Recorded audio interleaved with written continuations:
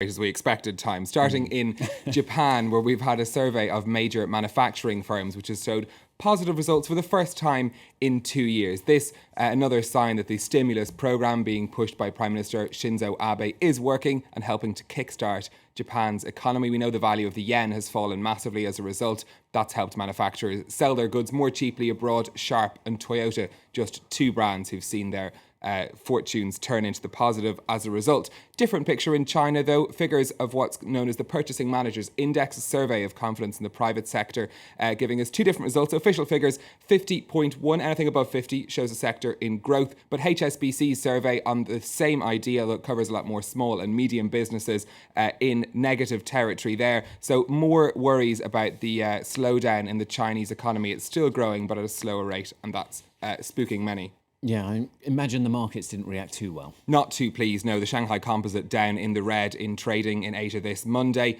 Slightly better picture in Japan, though, from that good news, keeping the Nikkei in positive territory. No trading in Hong Kong today because of a public holiday.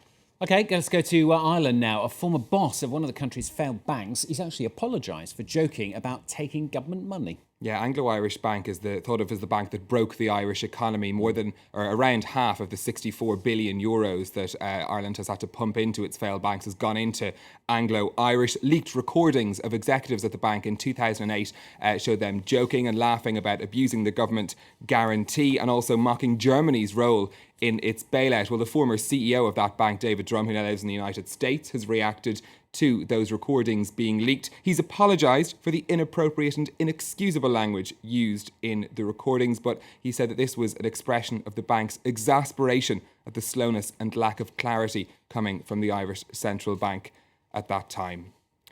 We'll move on now with a quick look at some of the day's other business stories. And Apple, in corporate filings, has revealed it hasn't paid any corporation tax in the United Kingdom in 2012. Its British subsidiaries made pre-tax profits of almost 80 million euros, but also made significant tax deductions related to share schemes. In May, a US Senate committee showed that Apple paid less than 2% of tax on its overseas earnings.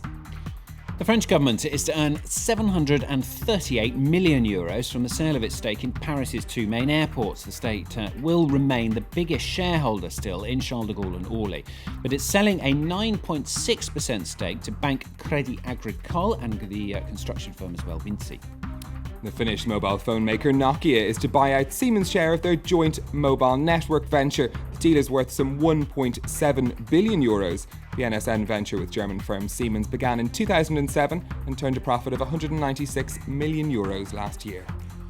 Now, good news for you today if you're travelling in Europe from today, particularly if you use your mobile phone, because the cost of calls, text messages and mobile phone data used whilst roaming in the European Union is coming right down. It's the latest in a series of EU-mandated cuts, which began in 2007.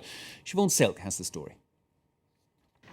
Even with smartphones, staying in touch with family and friends while abroad isn't necessarily all that easy. I don't use my phone. I keep it turned off except to check my messages now and again. It's very expensive. The phone can connect to the internet automatically and it costs a lot. I don't turn my phone on. But holidaymakers may rethink that. From the 1st of July, roaming charges within the EU are down. The charge for an outgoing call is now capped at 24 cents a minute. Incoming calls will cost no more than 7 cents a minute. A text message will be much cheaper than a postcard at a maximum of 8 cents, all significant drops from the previous caps. But the biggest price cut is in data roaming. The maximum charge is plunging 36% to 45 cents a megabyte. That's about enough to read 100 text-only emails or post a couple of photos to Facebook.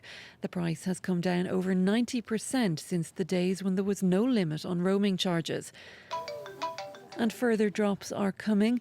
The EU is planning to completely eliminate roaming charges from next year.